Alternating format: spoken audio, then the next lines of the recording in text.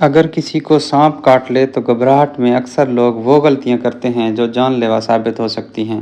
آج میں آپ کو بتاؤں گا کہ سانپ کے کاٹنے کے بعد کیا کریں اور کیا ہرگز نہ کریں۔ سب سے پہلے مریض کو زمین پر اس طرح لٹائیں کہ متاثرہ حصہ دل سے نیچے ہو۔ کوشش کریں کہ مریض نہ ہلے اور پینک نہ ہو۔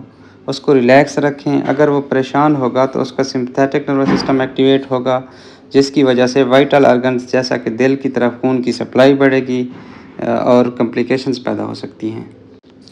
کاٹے ہوئے حصے سے گھڑی، جوتے اور انگوٹھی وغیرہ اتار دیں۔ اگر مریض نے ٹائٹ کپڑے پہنے ہیں تو وہ بھی اتروا دیں۔ زخم سے تھوڑا سا اوپر کی طرف پٹی یا کپڑا باندھ دیں، لیکن زیادہ ٹائٹ نہ باندھیں۔ زخم کو چیرا ہرگز نہیں دینا اور نہ ہی زخم کو سک کریں، اس سے زہر آپ کے منہ میں جا سکتا ہے۔ اب مریض کو جلد از جلد ہاسپٹل لے جائیں اور اینٹی وینم لگوائیں۔ کوشش کریں کہ جب سانپ نے کاٹا وہ ٹائم نوٹ کریں اور ہو سکے تو سانپ کا رنگ اور قد و خال بھی نوٹ کریں۔ اس سے ڈاکٹر کو اینٹی وینم سلیکٹ کرنے میں مدد ملے گی۔